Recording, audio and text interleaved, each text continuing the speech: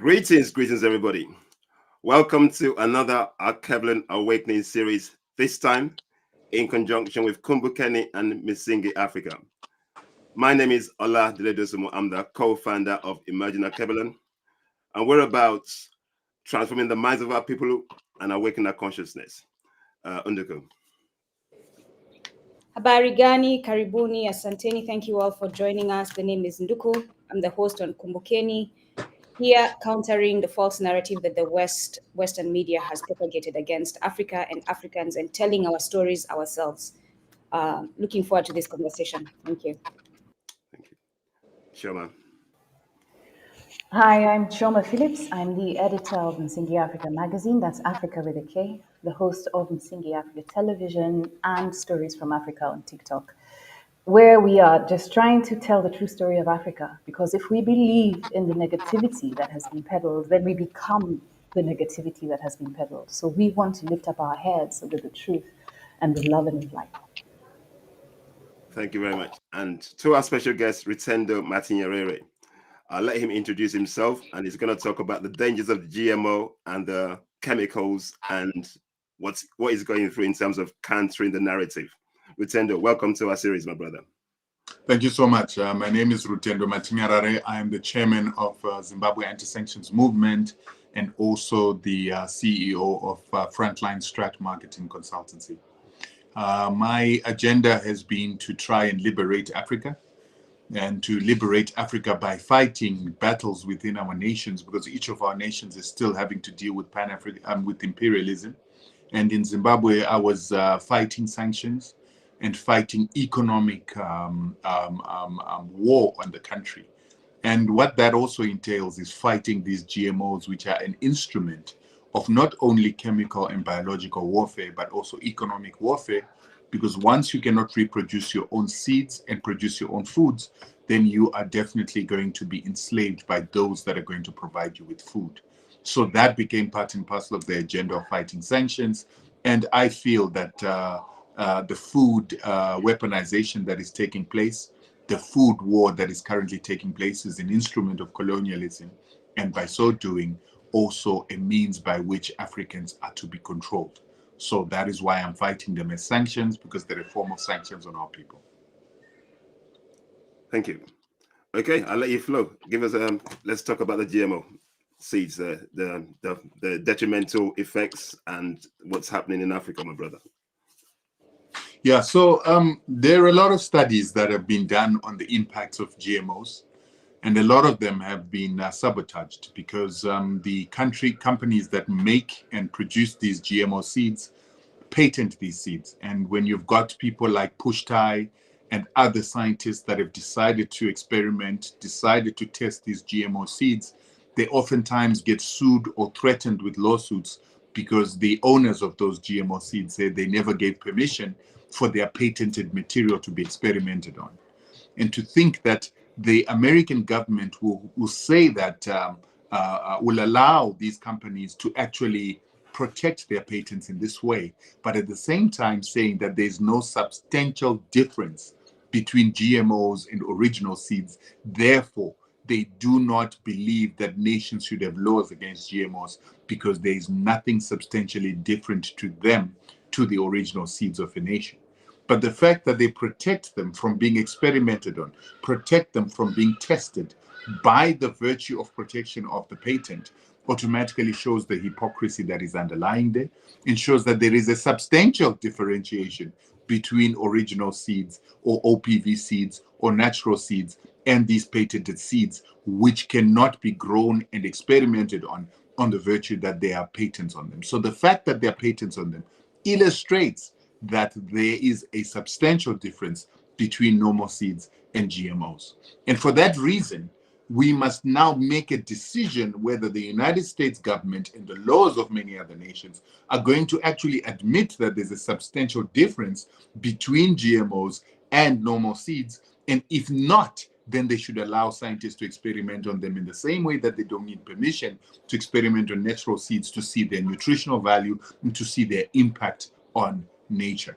And so because of these patent restrictions, we've had very little research that actually makes its way out onto market to prove whether GMOs are actually toxic or inimical. However, there are a group of scientists, I think there were 200 scientists that wrote a joint letter based on the researches that they've done, where they were complaining to the World Health Organization and a number of other international institutions that GMOs have got substantial impacts and effects on the health of human beings and animals. If you read, for instance, the book that is called Seeds of Destruction, you will hear about how it is that BT maize was initially fed to some cows or cattle in Germany, and a lot of those cattle died because of the toxins that were in this BT maize that ended up poisoning and causing gut issues with the cows that were fed that.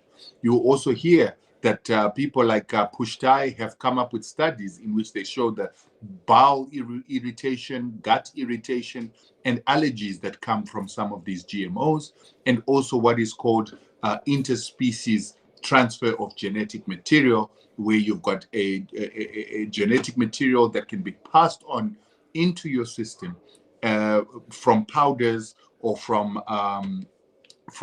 milled products of GMOs, where even if they're milled, they've got living genetic material that can actually go into your body and contaminate your body. Not only that, you've got certain genetic strains that come from cauliflower that have been used in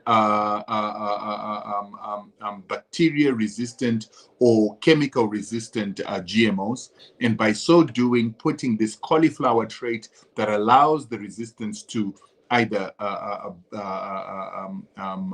what do we call it, antibiotics or medication or some form of chemical, as we've seen with the Roundup Ready GMOs. That particular strain apparently can also jump from different species onto other species, and this particular jump can actually cause either pesticide resistance, herbicide resistance, and they are beginning to say that it can also cause disease resistance in other species like bacteria, and also cause medication resistance in bacteria, viruses, and other types of organisms. And these dangers are all dangers that have not been calculated for. They are all dangers that have not yet been determined by science, because they are trying to stop the experimentation. They're trying to stop the lab testing of these GMOs. So some of these effects that are actually beginning to be seen by scientists are not being recorded and not being acknowledged, and yet they're becoming such an issue. So you've got now, for instance, in countries where they're using Roundup, this cauliflower trait that builds in resistance is jumping from some of the Roundup Ready crops onto weeds. And then these weeds then get this cauliflower strain that helps them to resist or builds in resistance in their in their genetic material, and they begin to resist Roundup. And they're not only resistant to Roundup, but they also been found to be resistant to other forms of herbicides, chemicals, and pesticides. But they're also saying that this very same trait of the cauliflower that is found in plants is also jumping sometimes into insects and bacteria. And then those bacteria and those insects become resistant to pesticides, and they become resistant to antibiotics. And so this threat of what they call transspecies migration or transspecies contamination is happening through these GMOs. These are some of the uncalculated risks that these GMOs pose, and it is affecting the ability of our bodies to resist bacteria, or to fight off bacteria, or the bacteria themselves are becoming resistant to antibiotics and becoming a bigger threat and more dangerous to humanity. Not only that, but some of the proteins that are being said to be made by some of these genetic mutations are unnatural proteins. So you've got protein that is coming from a plant, protein that coming from a bacteria, or protein that is coming from an algae, protein that is coming from an animal, mixing with the protein that is coming from a fiber or a plant. And this is creating complex structures that the body is not used to, complex structures that the body cannot identify, and even the body and some of the functions of the body cannot digest some of this material that is being produced. And so it becomes more difficult, more dangerous, and even the way it interacts with the body can cause complications that were not tailored for when humanity was created or when there was evolution, because these are non-evolutionary materials, materials that are new, materials that are very foreign to our bodies, that are being created by these genetic mutations and genetic gene editing and all these other things that are happening.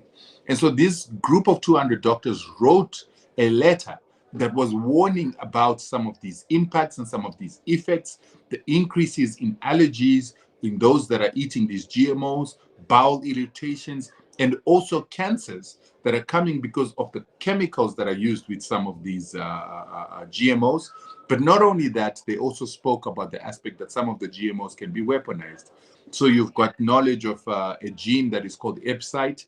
Epsite was a gene that was found that actually causes women's bodies to reject sperm.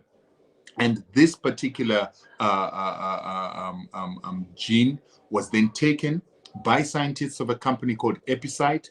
They then decided to create a maize crop that can enable women to abort sperm or to abort fetuses to keep them sterile. And this particular company was then bought by Monsanto in 2001 when it actually got this patent, and when that patent was given the green light as a successful patent and was proved to be effective. And Monsanto bought that company. After buying that company, they say that they shelved this epicide gene. However, what we know is that Monsanto also told us that they do not have the terminator gene within GMOs, so GMOs do not terminate or do not reproduce. When we did our experiments on the GMOs that are being sold illegally in Zimbabwe by the company that I've been in court with, we actually discovered the NOS terminator gene within those GMO foods, which goes to show that the terminator gene is alive. The terminator gene is within GMOs. It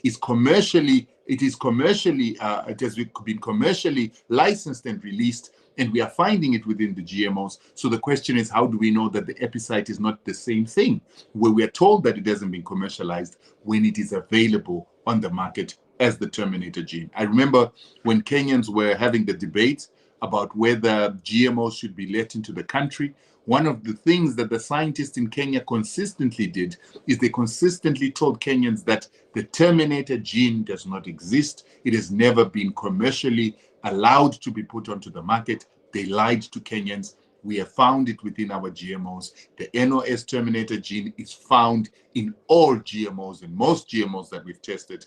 So it is a lie that it is not commercially available. So the question is, what other genes and what other GMOs, which weaponized GMOs are on the market, just like the terminator gene? Is the epicite GMO on the market, and is it being allowed to cause sterility on the African continent and in countries where it has been consumed? Nobody is giving us results. But what we've seen is we've seen studies where there's been a correlation between the rise of cancers, the rise of chronic diseases in the United States, that go hand in hand with the use of GMOs and the use of the chemicals that go with GMOs, like the glyphosate. If you remember, most of the GMOs in the world, I think close to 80% of GMOs in the world, are Roundup ready GMOs made by Monsanto so that they can withstand the weed killer or the defoliator, which is known as a Roundup, that contains glyphosate as its active ingredient. That chemical usually goes hand in hand with GMOs because the GMOs have been made so that they can resist this chemical, so that that chemical can be applied on these GMOs to kill the weeds around them. And so what happens is that GMOs inevitably come with this chemical called glyphosate, and that chemical called glyphosate is known as a carcinogen. It is known to cause cancer, and it is full in most foods that are genetically modified, from maize to soy to sugar beets, papaya, and anything else that is generally genetically modified. And so that means that there is now a correlation between this toxic chemical that causes cancer, that is sprayed and used hand in hand with GMOs, causing cancer or being consumed by people. And we know that the countries that are eating a lot of these GMOs on the African continent have the highest cancer death rates. So Zimbabwe has the highest cancer death rate, and it's followed by South Africa, Kenya, and I think Mauritius on that particular list, Uganda. And a lot of these countries have got GMOs coming into their country, sometimes illegally. And we are saying there is a correlation between these high rates of cancer death rates with these GMOs that are being used in these countries. But the governments involved are not looking at this. Not only that, we've also seen a direct correlation between the countries that have the highest HIV in Africa and the consumption of maize, majority of which is genetically modified, and most of that maize is coming from South Africa. So you look at the HIV rate of South Africa, the highest in the world, together with Lesotho and Swaziland. This is followed by Botswana, Zimbabwe, and I think Kenya and Uganda and some of these other countries are not too far away from that. And a lot of these countries consume high amounts of mealie meal. And now a lot of that mealie meal is now genetically modified, as a lot of these countries either are allowing GMOs into their country, like Kenya. But at least what I like about Kenya is that your court, I think it's your high court or your Supreme Court, actually decided to push the moratorium on the sales of GMOs in Kenya up until October this year, which is now. I hope that there'll be an extension of that. But in Zimbabwe, we don't allow GMOs. But the companies in Zimbabwe are all bringing in GMOs illegally. I have notified the government of Zimbabwe about this fact, and it has not taken any action against these companies because these companies are seen as too big to fail. But remember, Zimbabwe has the highest cancer death rate in the world, and these illegal GMOs that have been coming into the country since 2008.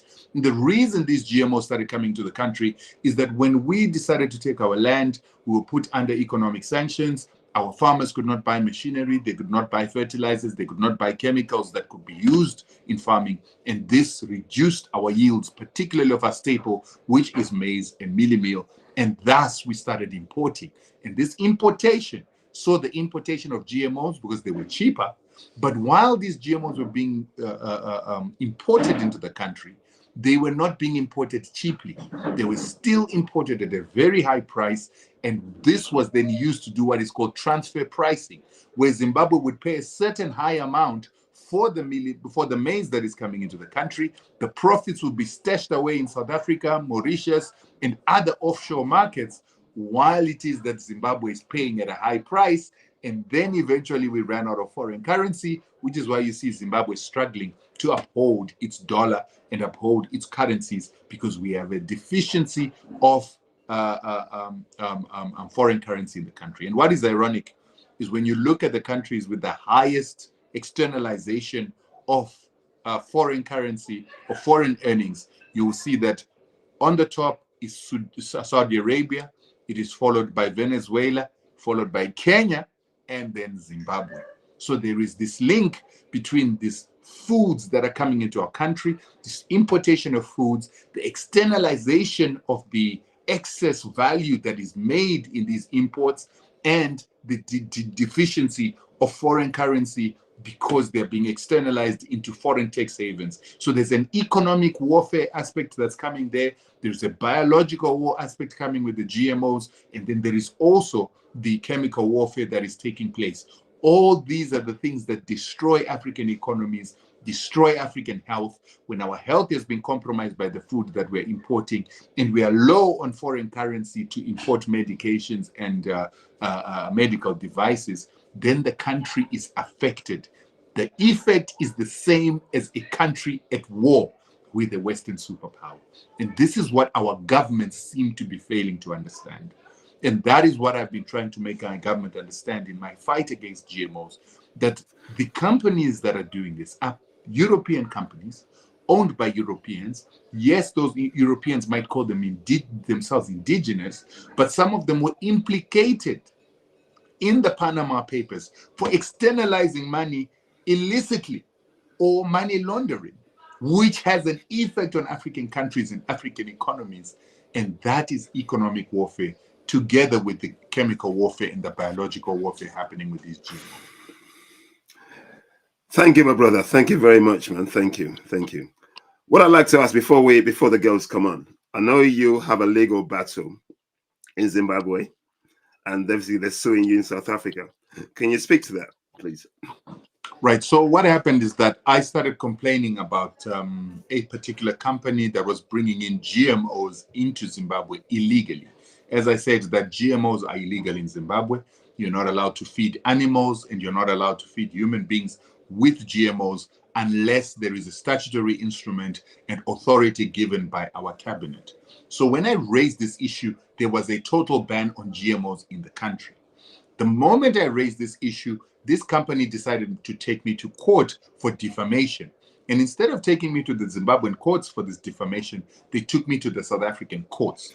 And their argument was because I live and have a business in South Africa, that is why they were taking me to the South African courts. But I had stopped living in South Africa permanently for a while. I was now living in Zimbabwe ever since I started fighting sanctions. So our argument was the South African courts do not have jurisdiction over Zimbabwe and shouldn't be able to dictate to us as Zimbabweans the issues we can complain about pertaining to our food, our health, and our national security. The South African courts adamantly felt that they have a right to be involved on a conversation between a Zimbabwean citizen, a Zimbabwean company, talking about Zimbabwean food. We still don't understand the legality behind that. But more importantly, because they were saying that I was defaming them, it meant that I was speaking lies, that they're selling GMOs, and they're selling GMOs that contain cancer-causing chemicals. I then took their food to labs in South Africa, Germany, and France. And the reason it ended up in Germany and France is that in South Africa, they can test for GMOs, but they cannot give you the qualitative and quantitative measure of the type of GMOs and the nature of the GMOs that are in the food. So we had to go and do it outside. They also do not test for glyphosate in South Africa. They don't test for bovine growth hormone and a number of other issues, aflatoxins, and I think also neonicotinoids. So because we wanted to test for all these other chemicals and these other things, we then had to send these labs in South Africa, had to send the tests to their sister companies or their mother companies in France and in Germany and in Italy. And that's where our results came. So the results came back positive, that these companies had GMOs in their food, and they also had a cancer-causing chemical that is called glyphosate. And for that reason, it meant that what they had gone to court to complain about on the pretext that I was defaming them was not true, because I had proved through scientific tests that I was actually telling the truth. But the courts in South Africa, when they were looking at this issue, decided not to look at the lab tests. They decided not to determine the veracity or the truthfulness of those particular allegations. And so I got caught up in court for a while, where every single time I would write an article, which is true, and the court order from South Africa said that do not defame, which means do not speak lies, do not make false allegations. And I was not making false allegations. I was making factual allegations and speaking facts. So that means that I was not in contravention of the court order. But the courts, because this company kept going to court and saying, I'm in contempt of the court order. We kept saying, we're not in contempt of the court order if we're giving facts. But what is ironic is the courts never at any time tested whether what I was saying was true or false. And by so doing, they continued to say, I'm defaming this company, even though I was providing facts and lab tests, which is contrary to what it is that is defined as defamation. So we're not sure how the South African courts were reaching their decisions, but we believe that the South African courts probably had a conflict of interest, because the companies that are giving Zimbabwe these GMOs illegally are South African companies. So South African judges have a vested interest to protect their companies, much more than they have an interest in protecting the public interest or the health of Zimbabweans. So that's why we believe that the jurisdiction aspect was very important, because a judge in South Africa cannot look out for Zimbabwean interest when their companies stand to benefit from selling illegal or toxic food to Zimbabwe. But if a court makes a decision, there's very little we can do. We're still looking at our options, appealing within the South African system, or taking this particular decisions to the African Court of Human Rights and People's Rights, because we feel that these are very, very weird judgments and rulings. If the facts were there, that would mean that I'm not in contravention, I'm not defaming, I should be allowed to speak freely. But what is interesting is that the Zimbabwean people themselves, particularly cancer patients, have begun to rise, and they want to undertake a class action suit against this company in Zimbabwe, because they're saying, if you are bringing these foods, GMOs, illegally into Zimbabwe, and they are cancer-causing chemicals in the food, and we so happen to have cancer, then you are liable for the condition that we're in, because the illegal act that you were undertaking had the propensity or the potential of causing cancer, and you knew it when you did it. So that means that you're responsible for our condition. So that is what is currently being worked on. And when that happens, the question will be, we might have to go back to the South African courts to challenge and say, you said that I was defaming this company. Zimbabweans are now taking this company to court. What is the verdict of the courts? Should we continue? But the problem with these kind of situations is legal cases are very expensive. I've spent in excess of $200,000 to fight this company in the South African courts. To keep up such a fight against a corporation is not easy. And in general, we as Africans are not united. So while I was fighting this company, my government was against me. Certain ministers within the government were against the fight, even though it is a fight that is supposed to advance Zimbabwe's national interest and security interest. I did not get any support. I did not even get support from citizens.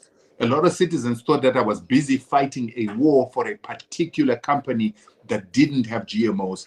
And even if I was promoting a company that doesn't have GMOs, I'd have thought that that is a benefit to Zimbabweans. But Zimbabweans, a lot of Zimbabweans hated what I was doing and were against the fight that I was doing. So I ended up being isolated in a fight where we as Africans in total and in general should be united for this one fight that could actually change the laws on how GMOs are being proliferated onto the African continent, and might actually raise awareness on the fight that we're facing, the economic, social and biological and chemical warfare that is taking place. I think Africans should have a bigger vested interest, but unfortunately that's not the case. So I was fighting single-handedly for a nation, a people, and a continent against a device, an instrument, and a weapon that could actually be the extinction of Africans. So basically, a David against Goliath, basically. Very much a David against Goliath fight. It could be worse than David against Goliath, because at least Goliath and David were fighting a fight between Israel and another country. But here we're fighting a continental war against corporations that are supported by the Bill Melinda Gates, by Agra, by the Rockefellers, and the agenda is for them to control our food, and our governments seem oblivious to this fact. And the fact that I was fighting alone against this very powerful institution, which our government could have penalized, which our government could have arrested the directors for illegally bringing in GMOs into the country, I cannot understand why I'm sitting here fighting alone in such a fight that the country should have a vested interest in.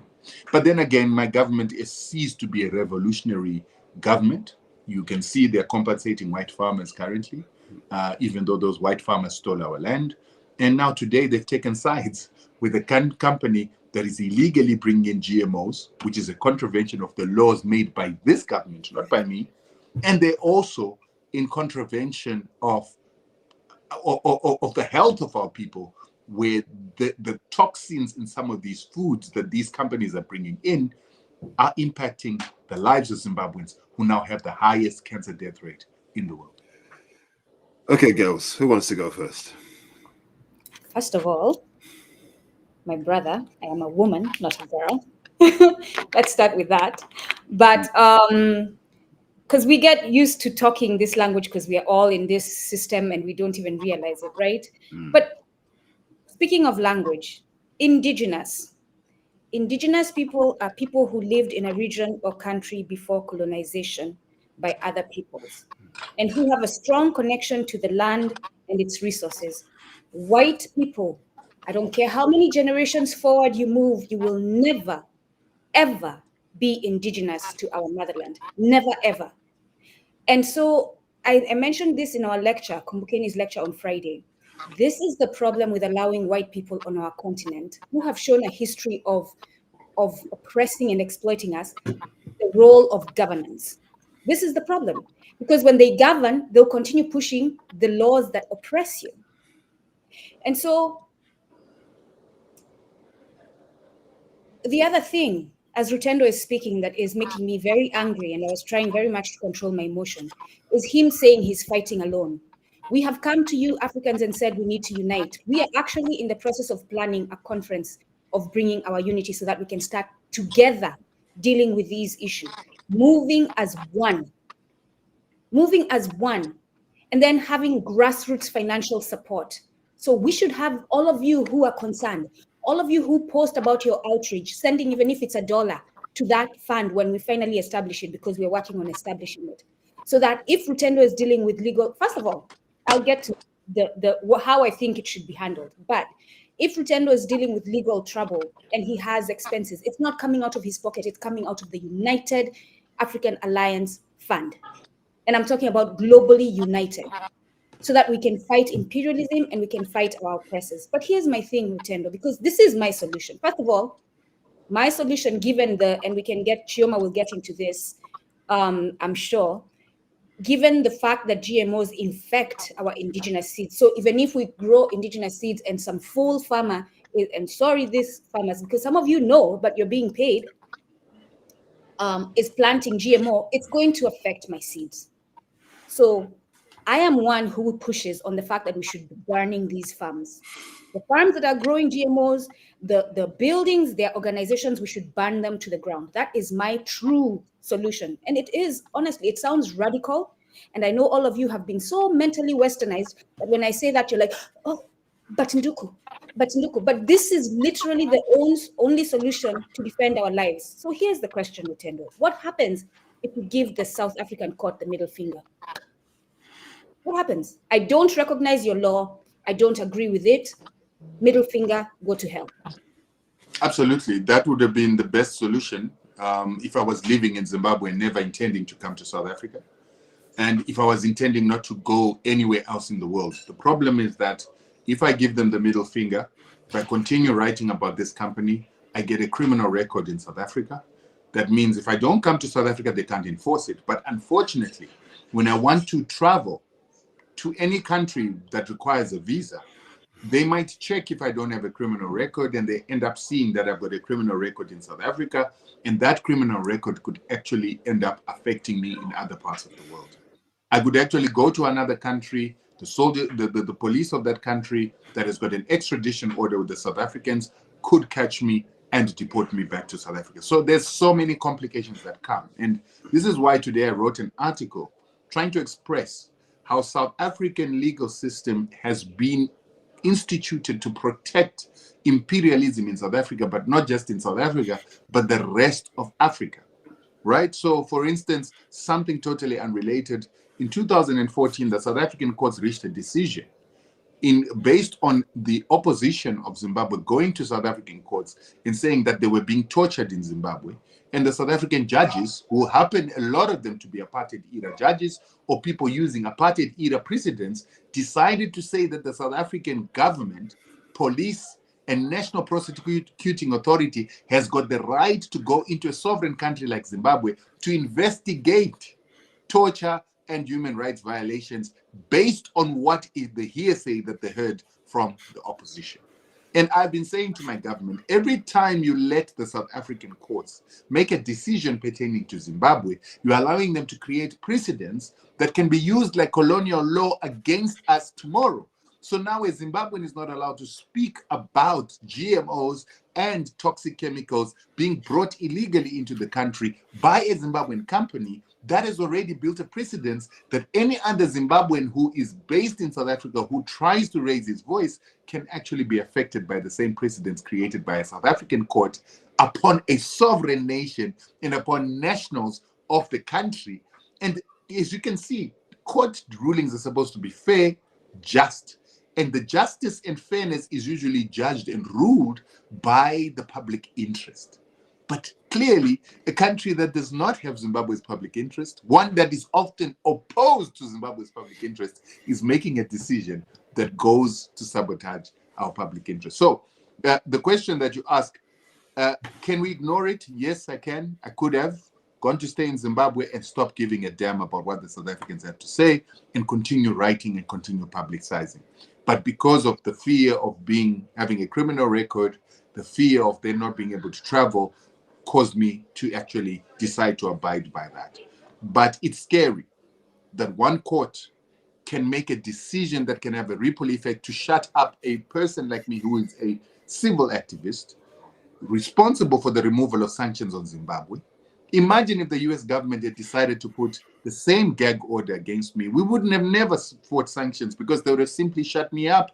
And the South African judges were likely to give them a ruling that would have shut me up from speaking against the illegal sanctions. Fortunately, the Americans didn't do it, but this private company has done it, and I'm now gagged, and no one else is driven like me to take on this fight and to fight for the voiceless the way I was doing. Well, Chima, yeah. No, it's terrible. Yeah, thanks. What you're dealing with is actually called lawfare these days. So it's warfare using the legal system, and it's something that has been weaponized so effectively and so disturbingly, and it is so global.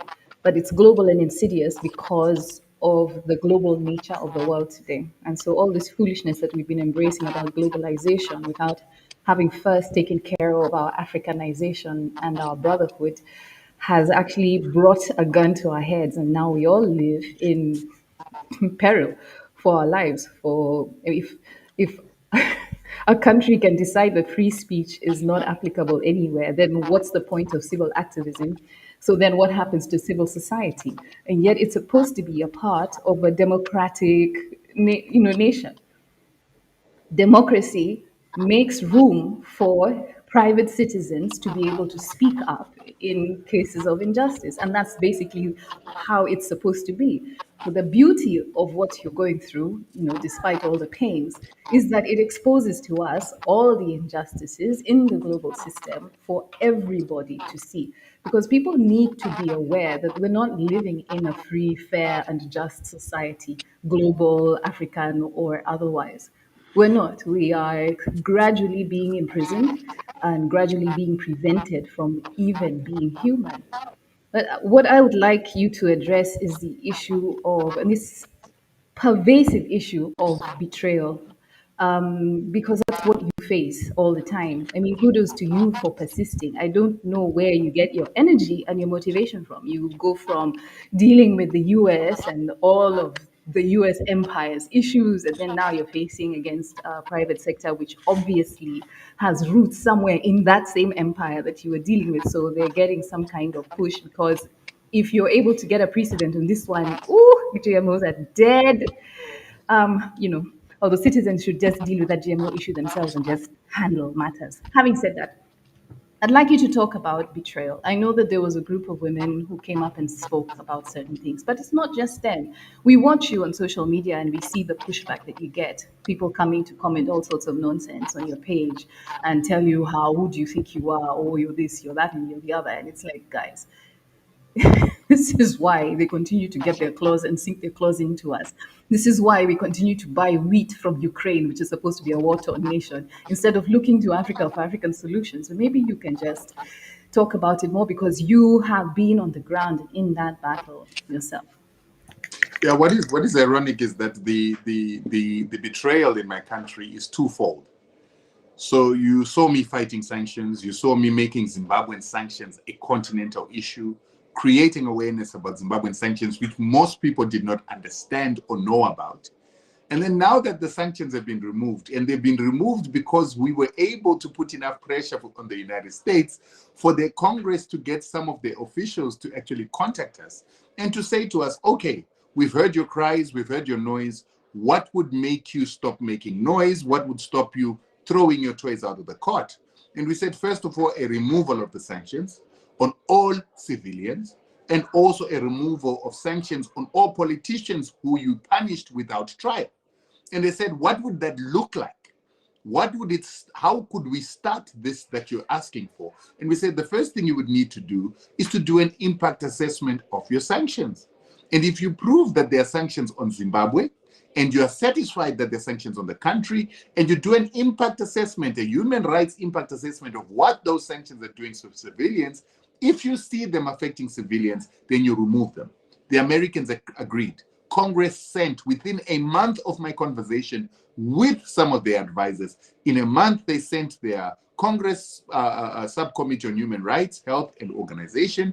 They did an impact assessment, and they made a conclusion and a finding that their sanctions were actually impacting civilians. This is after 20 years of them denying that they put sanctions on the civilians of Zimbabwe. So the Congress of the United States did this impact assessment, accepted that our sanctions are affecting civilians, and they wrote a report to the President of the United States. They said, our sanctions are affecting women and children. They're stopping civilians from enjoying their human rights. They're stopping civilians from enjoying their health, and we must remove these sanctions.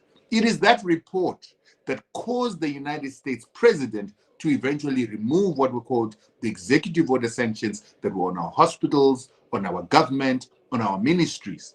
Once that happened, it is the very same government of Zimbabwe that started denying that sanctions were removed, number one. Number two, it was the very same government officials that started saying, I didn't play a role, I did nothing for the removal of sanctions.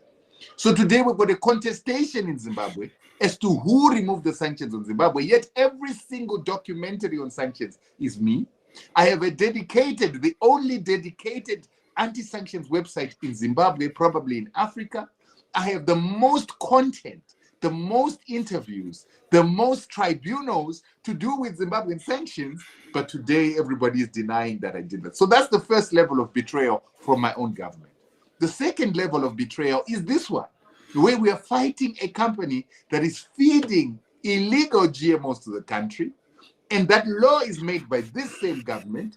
I try to enforce this law, and then they turn their backs on me, and I even have very senior government officials denigrating me for actually being a national security threat, for trying to destroy a Zimbabwean company. Yet we all know it's a white-owned company that is not a Zimbabwean company. So imagine that.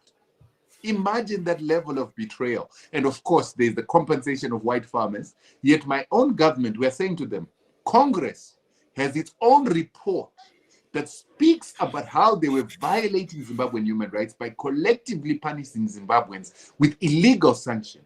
That report itself, if taken to the International Court of Justice, the International Court of Justice has got a code that encourages the seeking of reparations from anybody that does what are called gross human rights violation. My government is not willing to go and seek reparations for the 23 years of illegal sanctions that punished civilians, but they're sitting here compensating white farmers. I cannot reconcile this level of betrayal by what was supposedly one of the most revolutionary governments on the African continent. Sorry, girl, let me just go. So, Rutendo, based on what you're saying, because I'm kind of disgusted.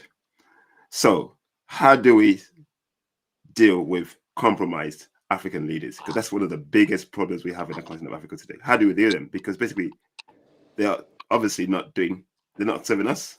How do we deal with them? Look, when we were fighting sanctions, we had a problem where I was invited by some government officials for a meeting.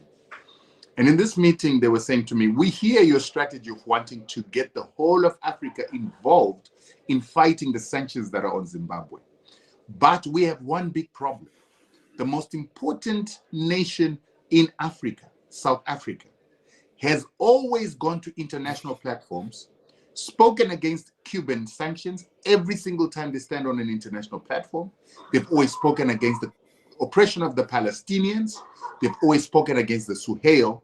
But in all the 20 years that there have been sanctions on Zimbabwe, they've never spoken about Zimbabwean sanctions in the way they speak about Palestine, Cuba, and the Suhail. So they gave me the challenge and said, We need to find a way to get the South African government conscientized to understanding that the refugee crisis they're crying about, the Zimbabweans coming into their country illegally, are being displaced by the same sanctions that they never speak about. That's number one. Number two, they also say that the South African government recognizes the opposition in Zimbabwe that went to the West and called for these illegal sanctions. So we need the South African government to understand that they cannot continue to give legitimacy to an opposition movement that is being used by the West to sabotage Zimbabwe. So that was our task and mandate to address that by the same government that today pretends like we never removed the sanctions, right? So we began to address this South African government, a government that has always been seen by many as having sold out Africa because it actually stands with the apartheid order to reinstitute and to maintain apartheid under a democracy. But let me tell you, when we began to make videos, when we began to post on Twitter, when we began to make noise on social media about how the South African government had abandoned Zimbabwe and forced sanctions to continue to take such a toll that they were now displacing refugees who the South Africans were saying must go back, we said you can't have your cake and eat it too. You've got to decide whether you are going to sabotage Zimbabwe and have more refugees, or whether you're going to fight sanctions with Zimbabweans so that refugees will stop coming into your country. It worked. Cyril Ramaphosa became the biggest fighter and champion against sanctions. So while we were going to court, while we were going to the United Nations, while we were dealing with Congress who were contacting us, the South African president continued to put pressure.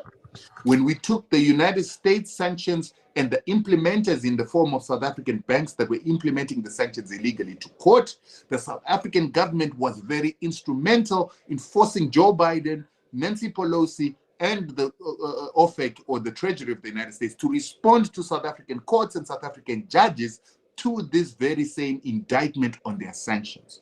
That pressure was very instrumental because South Africa is very respected as a leading government on the continent, and the United States will do whatever it is to appease that government.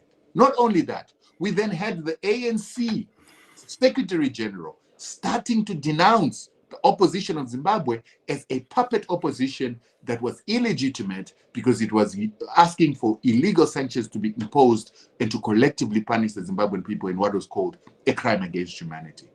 This change by a neoliberal government that is often seen as a sellout government, a puppet government of the West, shows you that activism can be utilized to turn governments and to turn leaders that have become sellouts. We have the right and the power to remind them, because what usually causes our leaders to become sellouts is as they get older, as they get further from the revolution, they start thinking about making money for their children, leaving a legacy for their children.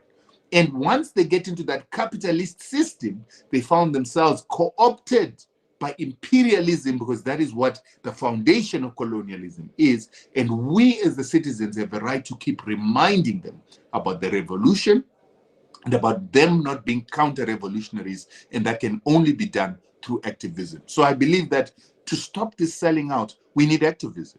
We need to remind people like my government that you chose to take a side with companies that are breaking Zimbabwean law, bringing in illegal GMOs, bringing in foods that will put us into food slavery, bringing in weaponized foods, and you took sides with a private company against your own people. And we must remind them again and again and tell them that that is selling out. That is probably worse than what it is that they call other sellout governments on the continent, call out other governments on the continent for doing.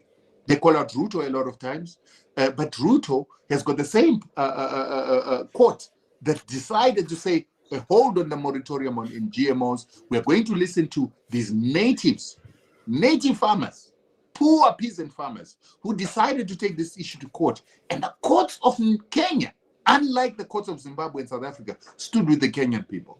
We must remind governments like mine and the South African government that they have always stood with imperialists and charter companies that were very responsible for the very colonialism of Africa, and probably today are thinking and working towards recolonizing Africa. Yeah, thanks, Rutendo. Who's going next, ladies? Unfortunately, Kenya is the scene of a clown show.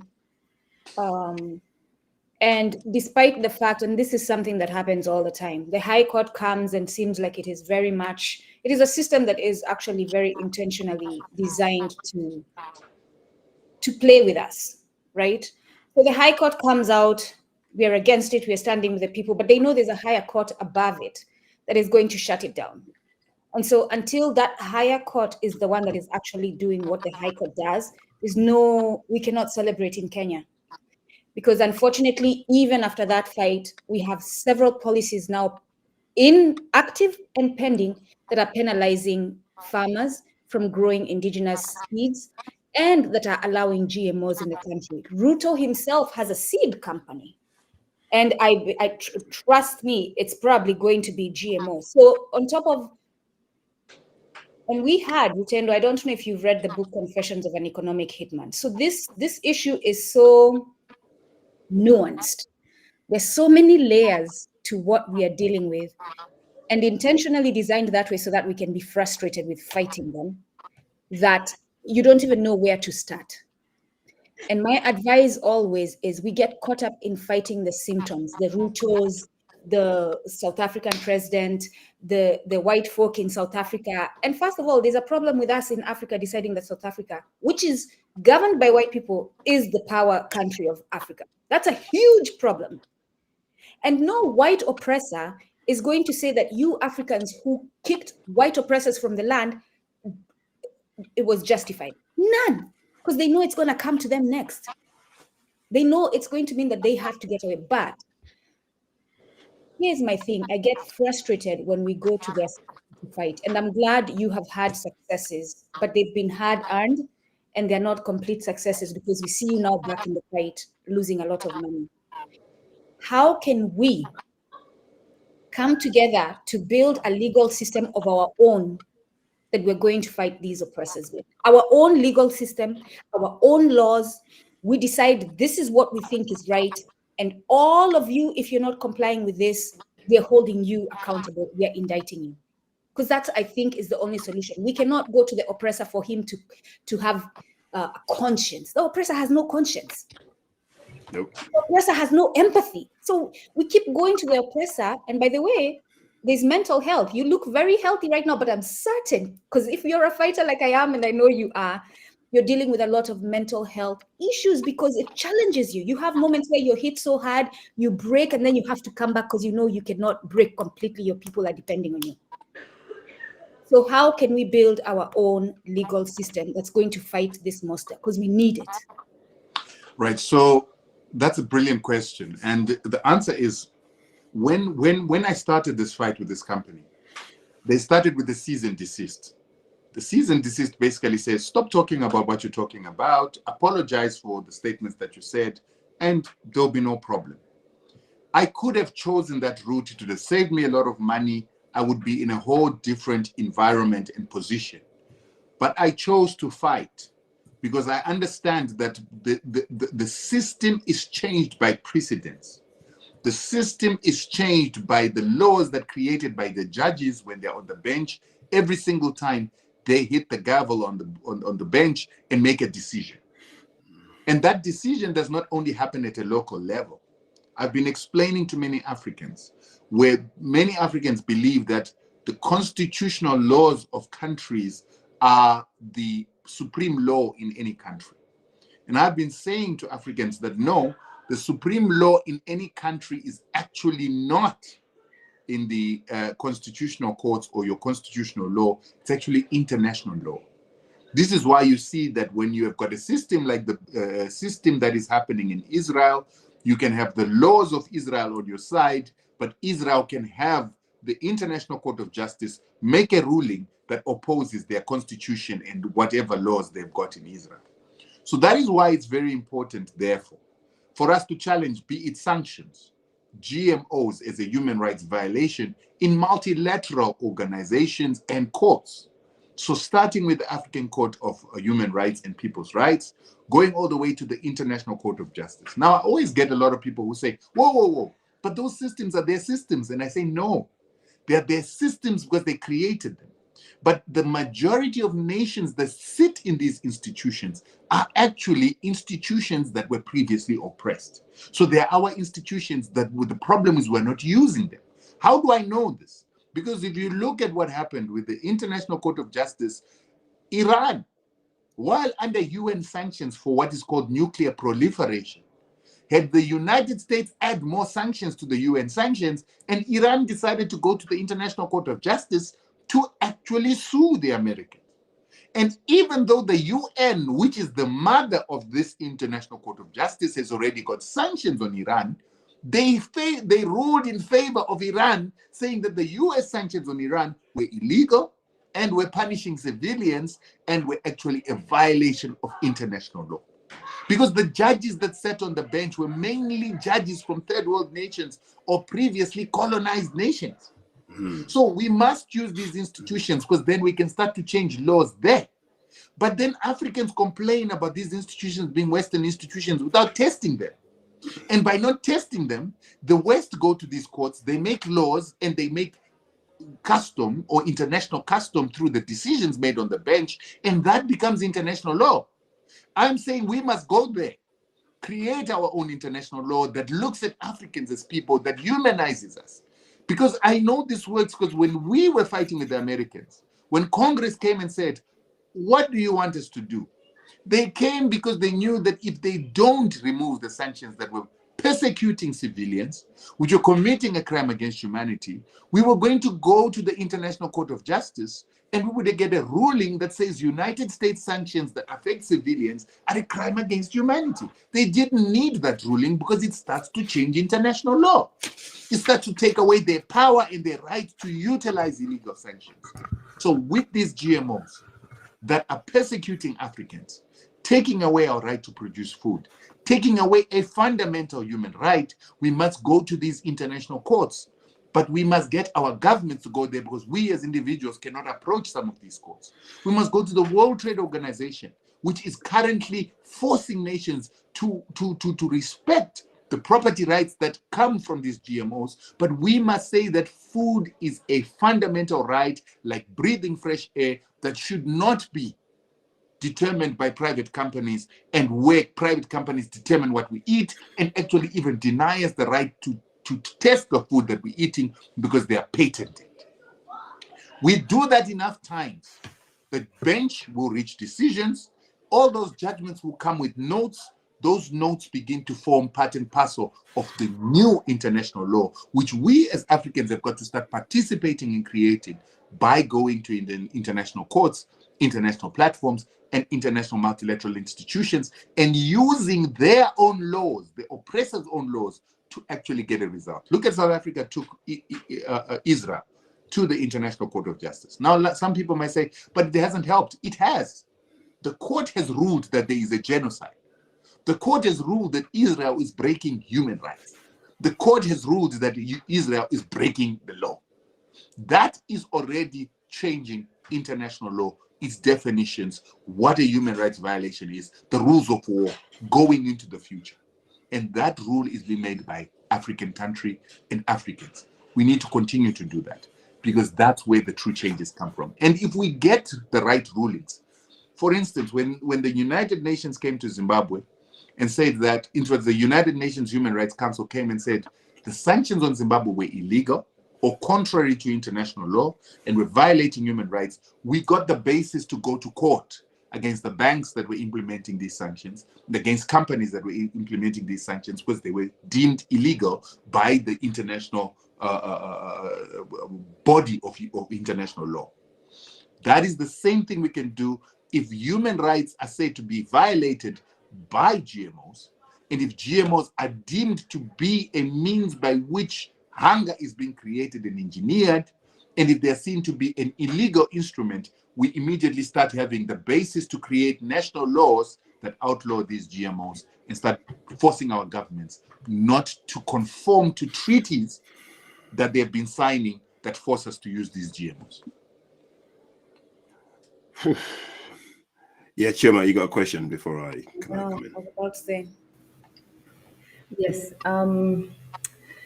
Sometimes I just get so tired of all this drama. But I'm thinking that another solution, in addition to that, is what you're doing, for instance, with the case in Zimbabwe, where the citizens are actually now advocating for the GMOs, for the company that we shall not name, to compensate them for the issue of GMOs and the health effects of those on their bodies.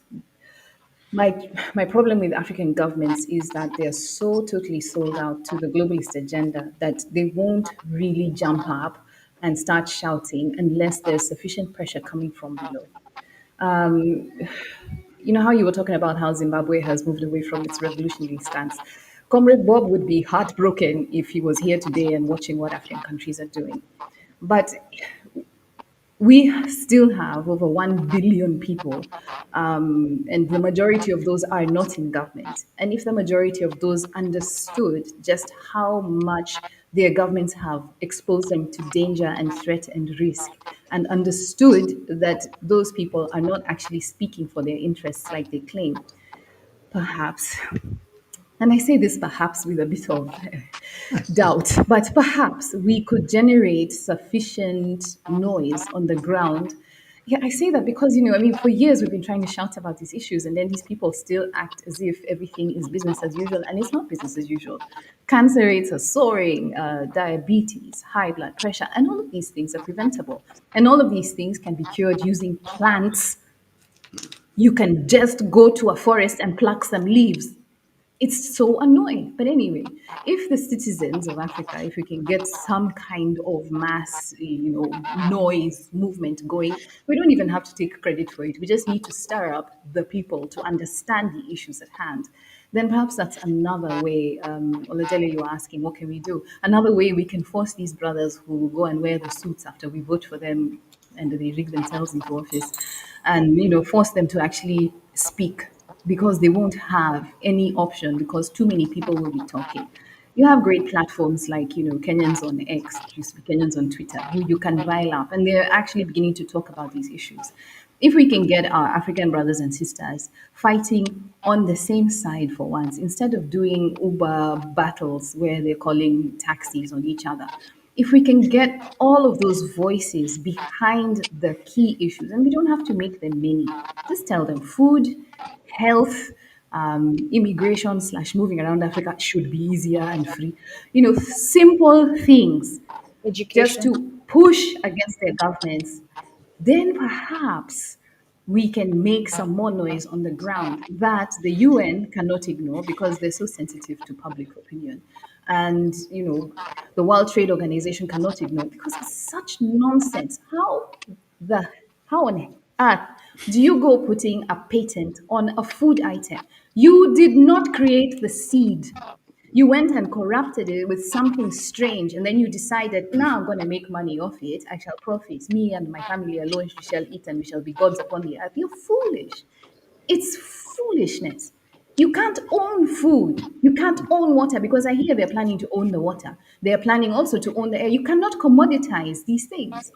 But if the citizenry are not shouting, then the World Trade Organization, the World Health Organization, and the United Nations are not listening. Our governments don't even really respond to our voices. They respond to the PR nightmare that is created, and then they have to say, actually, it's true, it's true, it's true.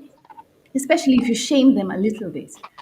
Sorry, I know it's not a question, but maybe you have something you can add to that.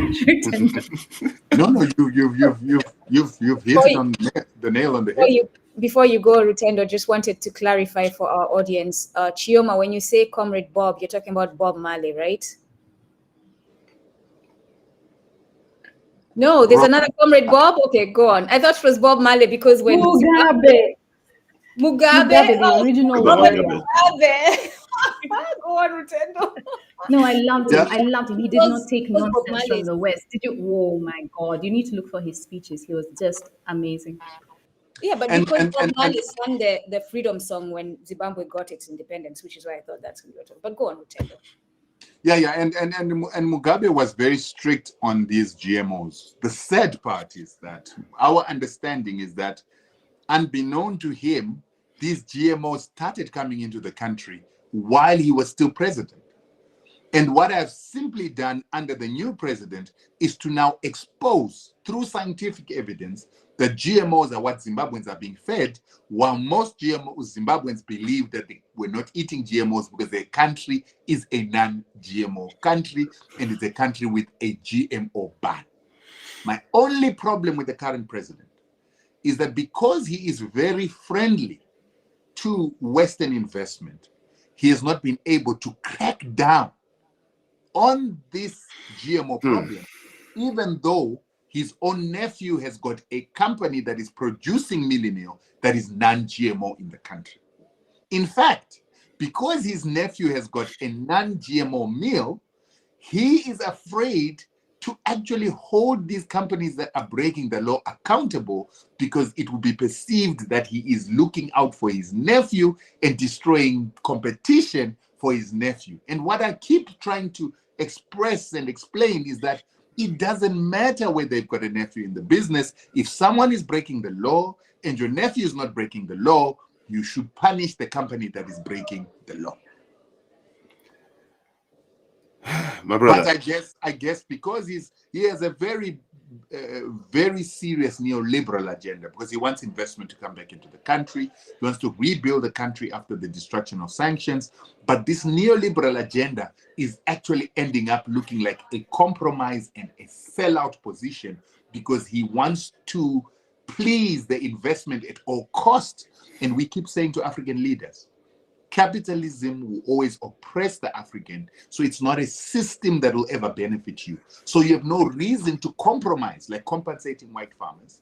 You've got no reason to leave companies that are poisoning your people and bringing in GMOs illegally. And most of the biggest millers in the country are doing this. But the fear is that if we punish them, they will leave. And we say they won't leave.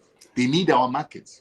Penalize them like what you saw MTN being penalized in Nigeria. They never left Nigeria, they stayed. This company must be penalized, the directors must be arrested, and consequences must come to poisoning Zimbabwean people and taking away our food national security. And I said food security. And I said it's also punishing our economy. We need our foreign currency in the country. The people that are importing these GMOs are externalizing. They over-invoice. They go and pay a lower invoice outside. The profits that went out together with this payment then stays outside in foreign tax havens, which makes Zimbabwe have the fourth largest externalized funds in what you call it, in tax havens. And Zimbabwe's population is way less than Kenya.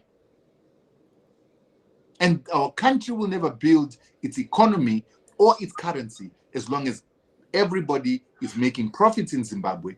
After making those profits, they then suck those profits out of the country and they stash them into some foreign account. Capital flights, yeah. Yeah. So here's my thing. We have another deep problem, right? We always want to please the white man. We always want to please our oppressor. And this is a defeating issue. And this goes to the cognitive dissonance, the colonial mentality, the zombie factor, as Fela calls it. Rutendo. And this, I'm saying this for those who are listening to us, hopefully for that switch of decolonizing your mind to finally go off so that you can start the process, because we need to be mentally decolonized.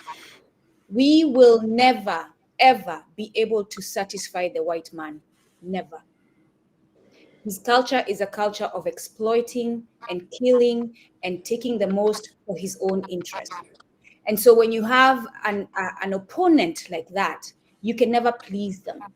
Once you please them now, they're going to ask for something else, and you'll have to again please them. And they're going to ask for something else, and you'll have to again please them. So you're always caught in a cycle of not being yourself, but always trying to please the white man who wants to oppress you.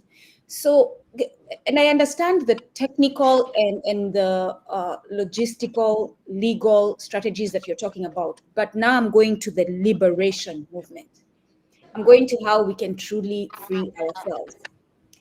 How do we get Africans to stop seeking the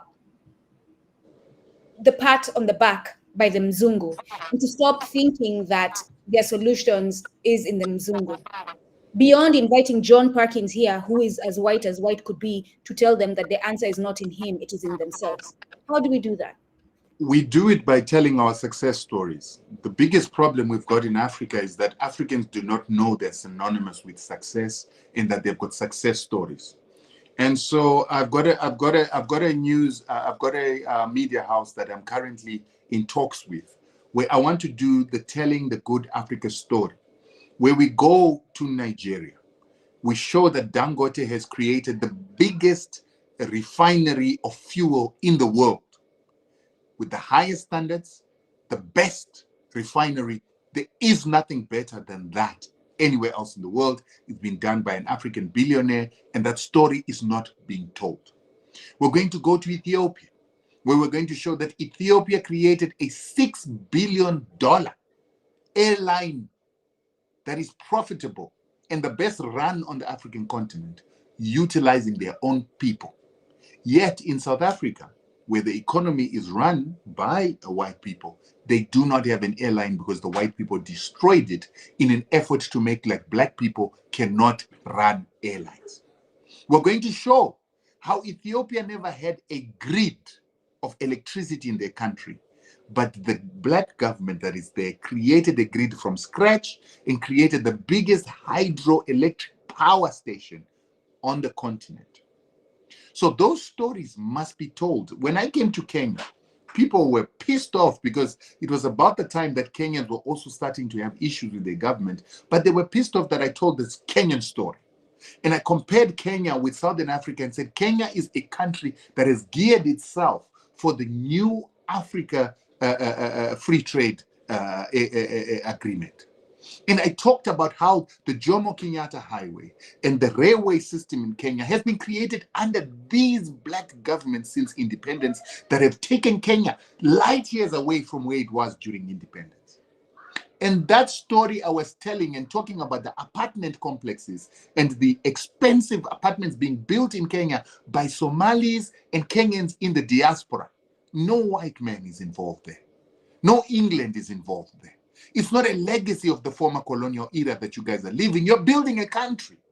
And that is a success story. Irrespective of whether Ruto is not doing as well as the former government, irrespective of that, it is black men, black business people, Somalians, Kenyans, together with other Africans you've embraced, and other partners that you're doing business with that are not always from the West. That is a story Africans have to hear. And once they hear that, you are telling them that we can. So Kenya might have its failures. Kenya might have its compromises. Kenya might have its sellout positions, but it has got a successful story of an African country built by Africans and is gearing itself into controlling not only the East Africa community, but potentially controlling the whole of Africa, if you guys remember to look at the good you have achieved as Africans in Kenya. You're known as the Silicon Valley of Africa. You are the guys who created M-Pesa. Those stories are not told. And therefore, Africans will never believe in an alternative without knowing the good and successful stories that you guys, that Africa has achieved. Once you start telling those stories, once you start showing the experts that we have in Africa, once you start showing that there are authorities in Africa, you start listening to African voices. And when you start listening to African voices, you start changing the narrative. Look at what Nigeria has done with music. They've changed the music industry. People are not listening to hip hop anymore. Even in the States, they are listening to Nigerian music. And it was done at such a low budget, but it has also made Nigerians authoritative in the area that they can say anything and speak anything with authority, and people will listen. That is what we have to do in every single arena. But it won't happen if we're not telling stories of successful Africans and making people understand that Africans are authorities. It has taken 60 years, guys, for there to be African billionaires. We're coming out of colonialism and slavery recently. But we've got an African worth $15 billion already.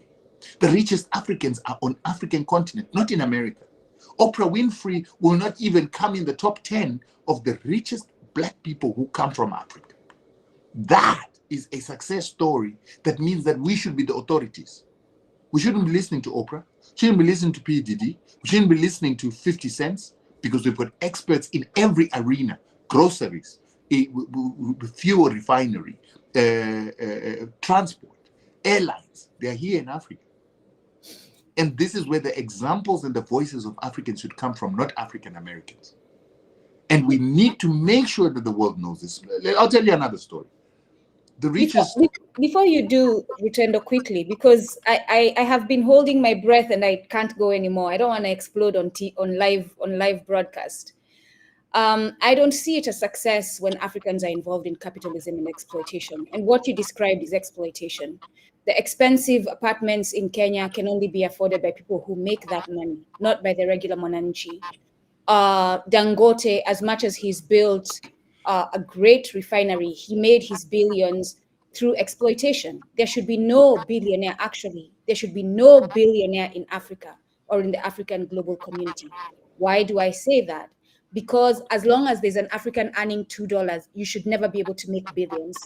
Because every time you get to a certain amount, you should be giving it. So you should never be able to make billions as long as there's an African earning $2 a day. So there's the complicated issue of Africa.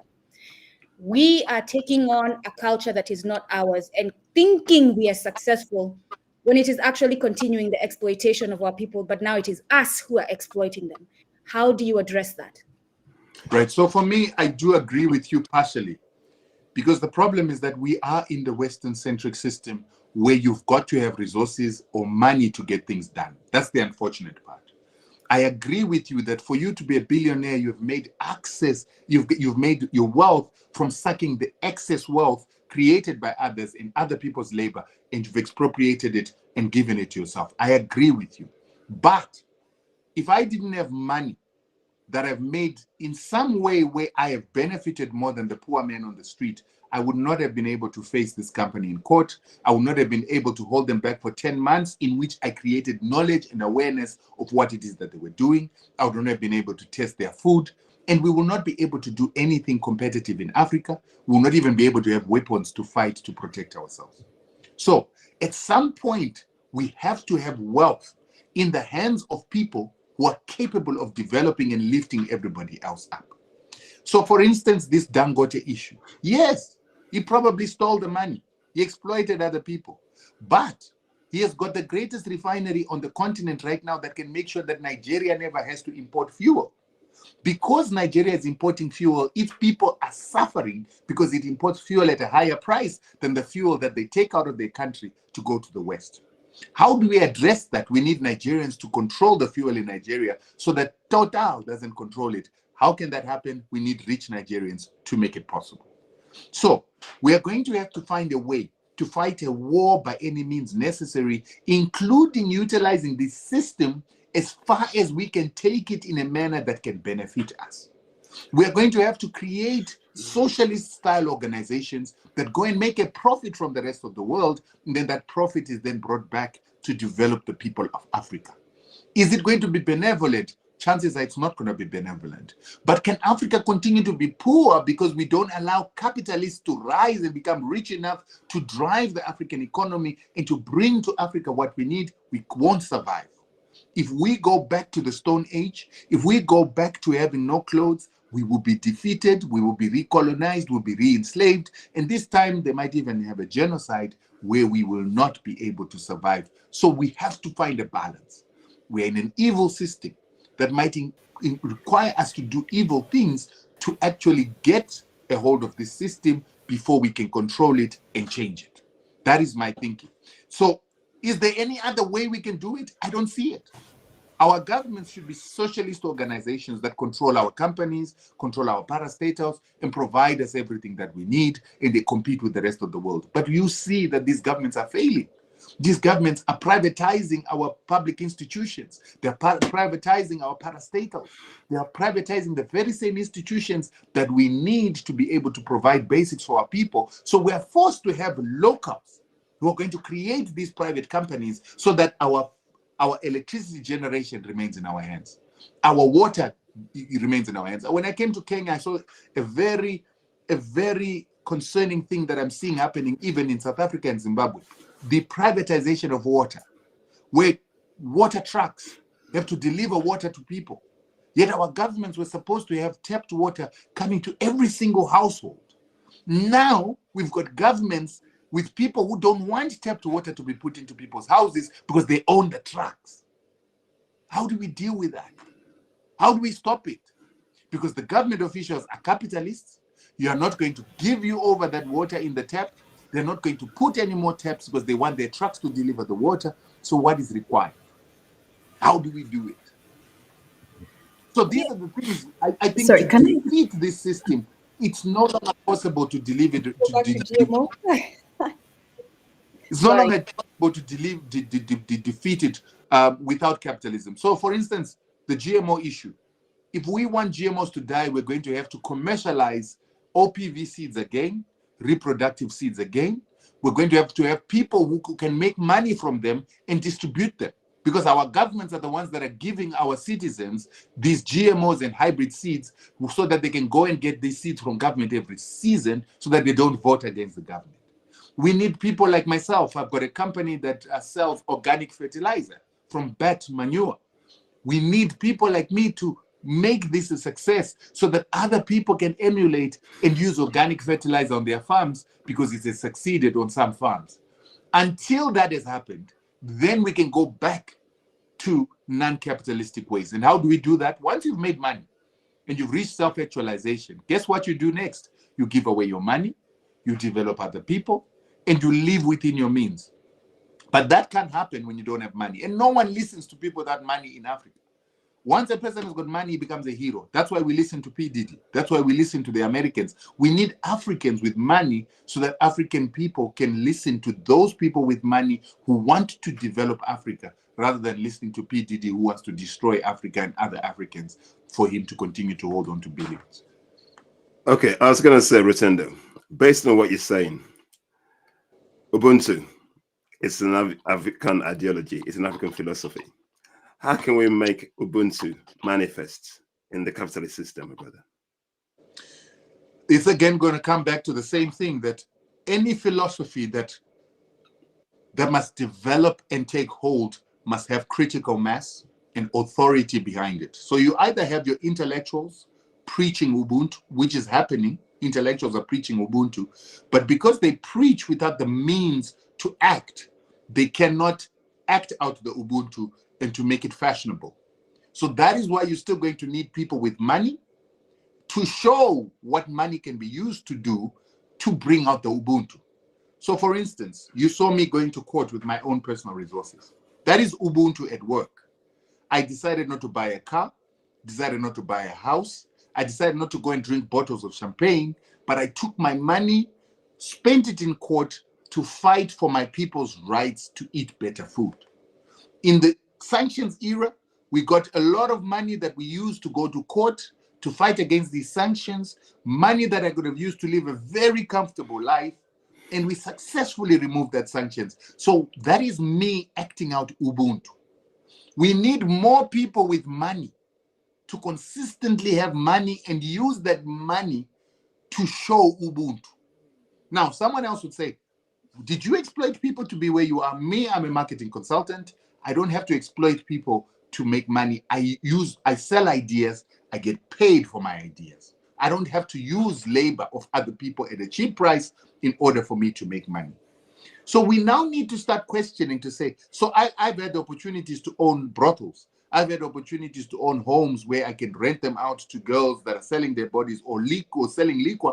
I refuse to do those businesses, even though I could have made more money. We now need more people to make money with the spirit of Ubuntu and to tell their stories of how they're making their money and why they don't go into certain sectors, because they exploit people, they exploit women, they exploit people's health. And that, as we tell those stories more and more, as we show more philanthropic activities, more beneficial activism, you will see that people will begin to copy and emulate those people. And then when you new heroes, we cannot continue to have heroes that are singers and athletes that have no heart. Singers and athletes that teach us how to drink and smoke and take drugs. We need new heroes. But that means that those new heroes, those heroes with the right vision, must make money to be noticeable and to sell their ideas and to act out their philanthropy and Ubuntu. Okay, sorry, girls. I'm just going to ask this thing. In terms of GMO seeds. Oh, give Chioma chance. Yeah, sorry, let me go, Chioma. One ear. In terms of GMO seeds. Let her go quickly, please. Okay, go on. Please, please. I just want to add, I hope when you go to Nigeria, you're going to have an opportunity to speak to the CEO of Air Peace, because he is the exact example of what you're speaking about. And he has done a lot of repatriating of citizens when they were in countries where they were facing personal danger, free of charge. He flew his craft there, told his people, come home, be safe, and if you need to go back, you'll go back. And this is despite facing a lot of pressure from his own government and his own people, regulatory pressures that were threatening to put him out of business. Not only that, when now he actually finally managed to secure the ability to fly to London, which is, such a hot route, for Nigeria, the government, his own government, was standing against him. And it's just, like, despite all the pressure and all the betrayal, he has persisted in his business and he offers a quality service. And I have not flown Air Peace. This is just looking at people and the conversations that we Yeah, have I've about flown it it. I and the didn't believe need that it. we have as Africans to back our own people. It comes Sorry. back to Yes. And then that as was for Dangote, he has faced the same nonsense from his own government, refusing to back him up to the point where he regretted building a petroleum refinery in his own country. And if I tell you the politics behind petroleum refinery in Africa, you will understand that it was such a great sacrifice on his part, and it really has not been profitable at all, and to this point is not yet profitable.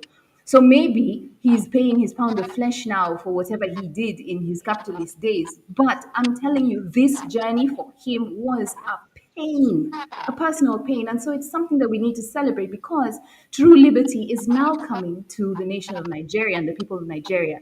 And him having burnt his fingers like this, I can tell you, he will also have a change of heart as concerns, capitalism and other issues.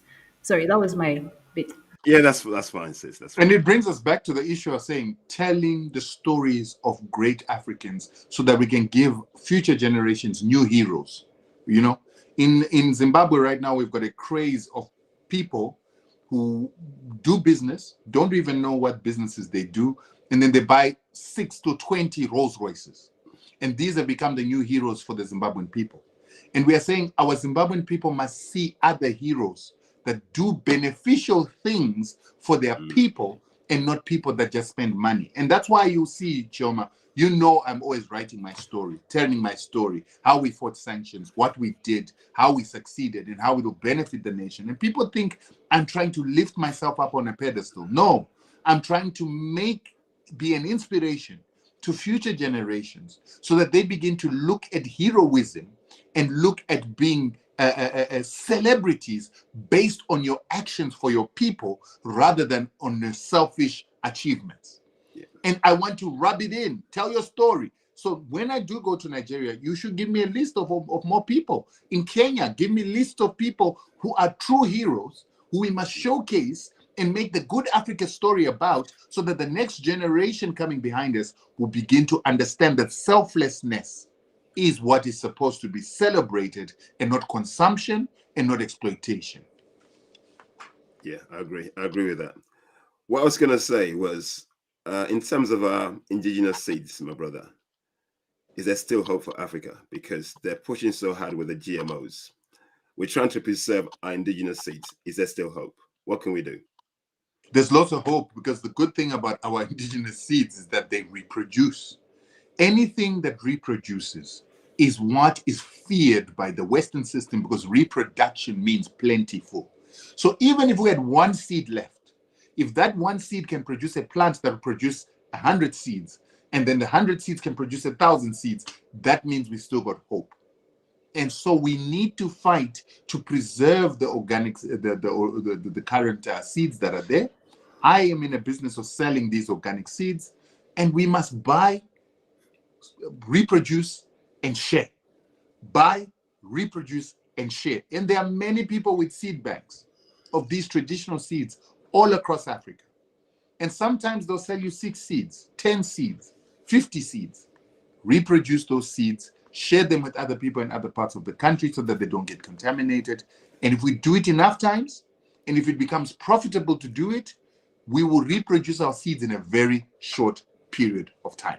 And we must remember, it's not only about the seeds, it's also about organic fertilizers, and organic pest management systems. So a lot of things that the white people did is when they got here, they dried the water puddles and water pools that used to have mosquitoes, that used to have all these insects. Those insects were the eaters of parasites. The elimination of those predators on parasites is why we begin to have this problem. And then the monoculture, we must eliminate all that. Go back to what is that, mixed farming, where we Permaculture. mix different, yeah. And this nonsense of destroying herbs and things that are called weeds, there's nothing called a weed. Mm-hmm. A lot of those that are called weeds are repellents of these pests. So we need to go back to that traditional, what we call permaculture type of farming, because that is where life resides. And we as Africans have got to take our position in the world by bringing life back to humanity, because if we don't bring life to humanity, humanity is going extinct. I'm going to request Rutendo. You said there are many seed banks, and my eyes just went, what did you say? So I'm going to request you to please connect us with all of them if you can, because we are actually currently building one in Nigeria. We just started. We haven't even put the first stone on the ground or dug the foundation. So please connect us with them, because I think we should start working in a united way to preserve those seeds. But Rutendo is right. I'll say, just for my mother, as far as natural repellents, they use rabbit pee to repel. Like, they use rabbit pee, they spray it on the plants, and they don't get pests on them. So what you're saying, Rutendo, and this is also part of Ubuntu. Guys, my phone is going to cut, and I'll give you a story about what I go through. Go ahead. I buy these phones, and as I own them, they begin to have bugs that don't make sense. So like now, I cannot charge my phone without sitting it on one of those back chargers. The charging port is gone, and that happened to my previous phone. I couldn't even make phone calls with my previous phone. You remember, Choma? So they have a way of sabotaging my systems, because the technology we're using is theirs, you know. Yeah. So my phone will need to be charged, and it will probably cut anytime soon. I hope you guys will understand. Yes. But as you say that, you're fighting, I was about to say Israel, but yes, Israel through South Africa, because the Jews are very invested in that area. And apparently Israel, why am I forgetting the technology that they use to hack people's phones? Have that technology you're familiar with that they put on your phone. So this is what's going on.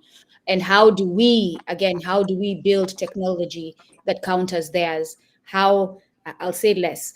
Here's the thing, Rutendo. We have a conference coming up. We want to gather. We want to come together because, like you said, we don't see, when I said I challenged capitalism and us being in us. So one of the things that you don't see another option, right? And what I'm saying is, if we come together, if you're No. I do see an option, but we have to fight the system first, control it, and bring the change. Yes. So, but if we were coming together and putting our heads together, I think we would have a better chance at finding solutions that we can work on that move us closer to our way, right? So we will be sending an invitation to you, and anyone who's working with Rutendo, anyone who's looking to see Africa get to a sovereign position, we will be sending you invitations. And if we don't have your contacts, reach out to us if you want to attend this gathering. Reach out to us. It is time we take our own solutions into our own hands and determine our future and stop looking up to the white man to do it. Rutendo, an important thing I wanted you to speak on, because this is key and hopefully you'll still have time. Explain, and Chioma called it terminator seed, the GMOs. Explain how GMOs, whether you're growing your organic, your indigenous seed or not, are going to eventually, if we let them stay, destroy the ecosystem, that you won't even have indigenous seeds in that way, whether you like it or not, including the ones in the seed banks.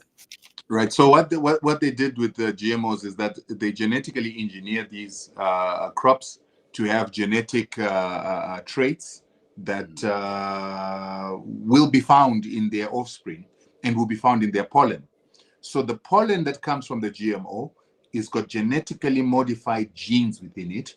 It will cross-pollinate, go to a plant that is not genetically modified, the traditional seed, the OPV seed, open pollinated variety seed, or heirloom seed, and it will cross-pollinate and will fertilize and will immediately infuse the genetic engineered traits and genes into that particular crop. And remember, I said this doesn't happen only to plants. Even the powder of mealie can get into your nostrils, and in your body you can begin to have genetic material that is not part and parcel of your body, and it can actually contaminate you. So with the plants, it cross-pollinates, turns that organic crop into a genetically engineered crop, and that genetically engineered crop automatically begins to have the traits of the mother crop or the GMO mother crop. And part of those traits that will go into the organic seed is the termination gene. And that terminator gene will then inhibit the genes of this organic crop from cross-pollinating and reproducing. So now all of a sudden, this crop can no longer reproduce because it is the genetic use restriction technology that has come from the terminator gene that was in the original. But this also means that if you plant the epicite, the one I said causes sterilization, it will do exactly the same thing. It will infuse the genetic material of the termination of sperm by a woman's body, and that will then spread. And so that trait of causing sterilization could actually be spread throughout the country. And if this cross-pollination happens long enough, sooner or later you have no organic seeds, and that is a problem. And you will understand that when they introduced genetically modified seeds, the first country they introduced for commercial production was actually Argentina.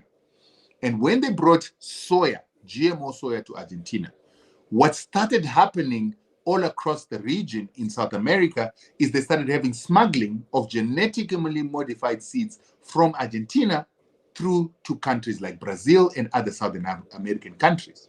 Why would they be smuggling? To try and contaminate the seeds of the entire region, because it is the seed bank of most grains that we're utilizing for our staple foods like maize and wheat. Then the next thing that began to happen, once Argentina started utilizing its soy, the American companies that had sold these seeds to Argentina started saying to the Argentinians, you must pay a technology use fee. So every time you grow these GMOs, you need to pay us a fee. The Argentinian government said, nope, we're not going to do that. So the American government went to the European countries that buy the soya from Argentina and said to the Europeans, every time that you buy any soy from Argentina, if it comes here and you find any of our genetic material in it, you must charge a 2% tax for technology use. And so you realize that even the countries that were next to Argentina, who had this smuggling of these seeds into their countries, the moment they started selling their soya, which originally was not GMO, they found when it got to Europe, GMO material was found in there from the smuggled seeds that were smuggled into these South American countries without their authority. And the Europeans didn't ask questions. They did not ask if the seed that is coming, the soya that is coming from Brazil or any other country was brought there legally. They simply charged a 2% technology use fee. So that is slavery. Wow. So this is the problem that we have with this. They call it drift. The drift of the pollen that then goes and spoils the original seed. Now, in a proper world, our governments and the international law should charge the GMO company for contaminating the organic seed. Automatically, if they did that, they would discourage the production of GMOs. But because the law is intended to proliferate GMOs, they charge you, the one who's been contaminated by the unnatural product, which is crazy. But this is the reason I'm saying we need to go to court. You need to sue. You need to challenge. Look at glyphosate right now. I think glyphosate has been banned in 32 countries. In America, it has been banned in 24 states because people went to court, sued Monsanto, and eventually judges who are human realized the danger of this chemical, realized that it will be a threat to them tomorrow. They made rulings off the bench that went against what the American government wanted. This is going to force glyphosate eventually to be outlawed just like DDT was outlawed. But unless the people stand up to challenge, and you make judges who are sitting on the bench realize that this thing is not a threat only to Africans, it's a threat to you, it's a threat to your own health, it's a threat to your own food security. You will not have seeds to grow in your own garden tomorrow. You won't have seeds to grow on your farm as a judge. That judge might actually reconsider and make a decision in your favor. And that's how you create the system and the legal precedences that will start to change some of these systems. But we must have a multifaceted fighting approach. The legal, utilizing and mobilizing the people, having sentiment and PR go against these companies, getting the unethical practices be exposed for being inhumane and lacking Ubuntu. Eventually, all these things coming together will bring the change that we need. Absolutely. We definitely need to work together. Chioma, do you want to ask Rutendo any questions, sis? No, I just want to kind of continue with the flow because I'm looking at the questions. I've just jumped on his story and I'm just taking it. Then he'll join and do the next thing. Because I love what you said about as long as we have even one seed, there is hope. Because part of the battles that they do, because this is just a war of attrition, is to wear people down to the point where they just surrender and say, fine, then we'll just do what you want. And that's what we must never do. So I see like one of the people watching, Baruti Katendo, said he's asking whether we have a solution for a post-GMO reality, like systems and infrastructure. And like we've always had the infrastructure. We have to keep reminding ourselves because they keep trying to take the story away from us. Africa was always able to feed itself, always. And we used and have consistently used regenerative practices. What Rutendo is talking about, permaculture, it was natural. Now it's a trend. Now it's hyped up. It's like the natural hair movement, which now became a business. It's so annoying.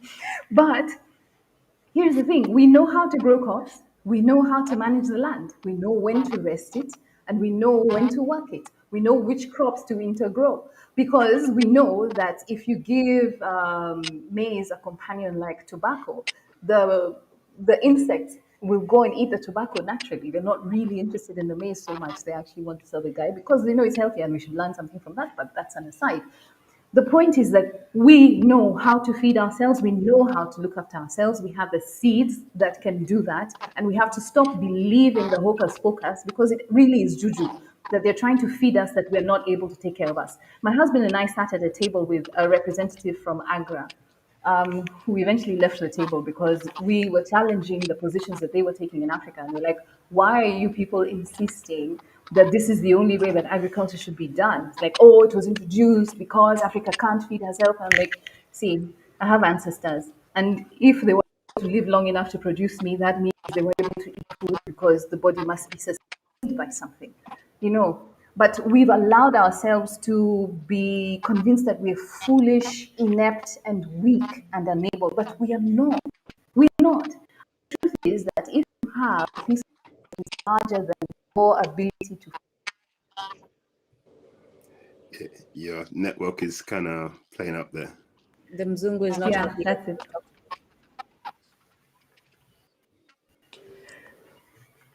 It's my network. That's true, Sioma. And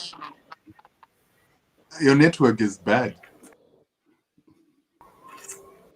That's another story. We're going to blame it on Ruto. Okay. And what is so interesting about what Sioma is saying is that we must also remind people that 65 to 70% of all the food being produced in the world today is non-GMO. Okay, and not only that, we are producing enough food to feed 15 billion people, meaning that we are producing in excess of what is currently required by humanity to survive. How is that possible then if GMOs are the only way we need to produce food? It is because GMOs are not the only way we need to produce food. In fact, the moment we started having GMOs and hybrid seeds, it's the first time that you see a person taking a seed, putting it to the ground, and sometimes it will not germinate. Back in the days, you put a seed in the ground, it's coming out. It will come out. Why do we know this? Look at nature. If you have a drought for 7 years, you will still see weeds everywhere. They don't go out. They don't get depleted because there was a drought for 7 years. That goes to show you that nature and nature's seeds will always supersede man's seeds. Not only that, you don't have to cultivate for weeds to come out. You don't have to cultivate for fruit trees to come out. You don't even need a tractor. All it needs is for water to rain even on one day, and the fruits will come out, the weeds will come out. They will even grow in a house and break a house concrete floor. So why do we think we need tractors? Why do we think we need irrigation systems when nature shows us every single day that billions and trillions of animals, birds and big animals are fed every single day by forests that have no cultivator, that have no hybrid seeds, that have no GMO seeds? What God is saying is, there is nature, look. That is the blueprint. Yeah. Everything else people are telling us is a lie. So if the forests can grow food for themselves, it means Africans can grow food for themselves. Absolutely. The reason we're failing to grow food is we brought hybrids that don't reproduce. We're buying GMOs that don't reproduce. And we're buying seeds and crops that are not made for our environment, that get attacked by parasites. And if we stopped doing that and went back to our grasses, our original small grains, you will see that we will provide for ourselves without difficulty. If we go back to our African agricultural ways, that any person could grow food, you didn't need a tractor, you didn't need money, you will see we'll be able to produce. We didn't need fertilizer. The moment we started using the fertilizers and things that need to be bought by money, we lost our food self-sufficiency. Absolutely. Okay, Rutendo, I've just got a comment there. Can you read the comment there? They claim that being 1.5 kilometers apart would protect. Oops, his phone's gone dead. He did warn us. Famakola, let us know if you can come. Please send him the link. He can come up and talk about it. Yeah, let me send him a link. Yes, please send him a link. Chioma, what thoughts do you have? Yeah, How let's much sum this time up. you have? That's all right. We No, can go for another 50 minutes. I have until we can get rid of the harm in our continent talk. Yes. Okay. No, I actually will have to step off soon, so my apologies. If I vanish suddenly, everybody, please understand that I have to attend to my son. But I just want us to believe in ourselves, as Africans. These are my thoughts. We seem to have a very disheartening lack of self-belief. And so we seem to think we are not able to manage our own affairs. I want to assure you that that belief system has come from very, very systematic and very, very strategic propaganda. You have been brainwashed through the education system, you've been brainwashed through the media, you've been brainwashed through your newspapers, your television sets, you've been brainwashed through books written by people who were supposedly experts. To this day, there is a community known as the Ogiek in Kenya who live in the Mau forest, who are able to sustain themselves from that forest. It's now that they're facing eviction because someone wants to introduce some carbon capture plants in the area that, we're realizing that, hang on a second, this community has been here since time immemorial. So there is a whole host of unlearning you're going to have to do to understand that you are an amazing person. You belong to an amazing community. If you're African American, if you're African, if you're of African descent in any other part of the world, you descend from people with wisdom, integrity, intelligence, capability. And that is just the truth. You were lied to and made to think otherwise, but you are amazing. How will a European, come and look at a city that he was not even permitted to enter and marvel at its beauty and its cleanliness? This is in the 1800s or so. In Africa, so we are well able to look after ourselves and look after our affairs. We only have to stand together and stand firm against the neo-imperialist, neo-colonialist forces and efforts that are being made against us. And we have to stop being blind to the fact that they're coming against our food, and that is an act of war. They're coming against our mindsets and our babies, and that is an act of war. We have to stop acting as if they're our friends and they love us so much. They don't. We must look to some of the ways that we used to do things. I'm not going to say that Africa was all clean. Some things were weird. We used to throw away babies in the forest to die. Things like that happened. We were not perfect and flawless human beings, but we are amazing, capable people, and we can run our affairs perfectly well with due consideration for each other's welfare, which is the way of Ubuntu. I agree. This day and age, just a few years ago, I met a shopkeeper who was selling certain items. I asked him, why don't you add X, Y, and Z to your offering? He said, what will happen to the lady down the road who sells these items if I add them? People will come to me and not go to her. How will she look after her family? That is Ubuntu in action in Kenya in 2020 something, in a setting that should have been viewed as capitalist. And if you ask any business expert, that does not make sense. Let me tell you, Africa has the solutions that the world needs. We just have to stop thinking and acting like them and bring to the fore what is true to our own humanity and our ways of relating. And it is possible to change the world from right here. So that's what I'm thinking. I do apologize. I'll have to leave you, lovely people. But That's thanks. fine, man. Thank you very much, my sister. Thank you very much. We appreciate you. I'm just going to back on what Chioma said, and this is what we're all about, guys.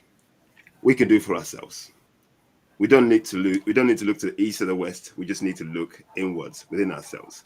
Africans, we are more than capable. Decolonize your minds. Let's end the mental slavery, like Bob Marley keeps saying. We are on solutions. Rutendo's told us these things. We need to play a particular game which is going to benefit we Africans. We can't play their game, but we need to build systems that are going to work for us. And until we do that, we're going to keep chasing after their tails, and we're never going to manifest who we're meant to be as Africans. We are more than we can do this, guys. We're trying to build a seed bank. We're talking about seed bank. We're trying to build one. We're in the process of actually putting stuff together. We're going to be reaching out to the community, guys. Seed bank. We need to have our own indigenous seeds. Like we're talking about GMOs, no GMOs. We do not want GMOs in Africa. We need to get rid of them. It's like Rutendo said, it's an economical battle, it's a psychological, biological battle, and it's a chemical battle that we're fighting. So, guys, we need your support. We need your help. We have a conference coming up, a virtual conference coming up as well, where we're going to just seeking solutions, having speakers. Basically, we're doing all these things to pull us together. We are on solutions. There's no point in us just reading the posts and reading all these things and not doing nothing. Nobody, no savior anywhere. No prayer is going to save us apart from us. So that's my summarization for today. Thanks for being part of this. Unduku, if you want to just say something. No, you all said everything. Now we just have to unify for solutions. We have to unify because alone, like you saw Rutendo say, it's very frustrating and you end up losing everything. A lot of us have while we're fighting this fight. So we're much stronger together. Dangote, if this ever reaches you, to those who work with him, you're welcome to come here and speak on your refinery and how it moves us forward as far as everything we're talking about. But also, because you have made your billions, we are planning things where we need money. And Dangote, honestly, by yourself, you can pay for the seed bank. So to anyone who's connected to Dangote, I am asking you, when you hear this, to send this to him.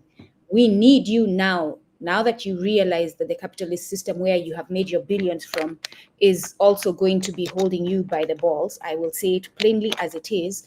Send your money to us so that we can start implementing. So in other words, and this is what I was going to say to Rutendo, for the billionaires and the millionaires in Africa, the only way you can repair the harm you have caused by being involved in the exploitative system is to now use that money to invest in projects that are moving us towards our liberation, our self-determination, our sovereignty. So we are telling you that we are doing things that are going to be doing so. We are telling you that the one thing that is slowing us down is money. Reach out to us to figure out how we are going to resolve that. So, hey, let's get to work. I'm done. That's a call to action. That's a call to action, guys. We are here to provide solutions. We're talking, but what we're doing is also awakening our consciousness for us to realize that we are our own solutions. Let's look inwards. Let's collaborate together. Let's do things together, guys. Let's reach out. Kumbukeni, Imagine Alkebulan on our Facebook page, wherever we are. Just reach out to us. Talk to us. conference coming up, seed bank project coming up. Guys, reach out to us. Let's do this. Thank you, everybody, for your time, and we'll see you in 2 weeks' time. Thank you very much. Santeni. Peace. Yeah. And yes, think global, reach out to Pharmacola. Reach out to us, we'll connect you with Pharmacola.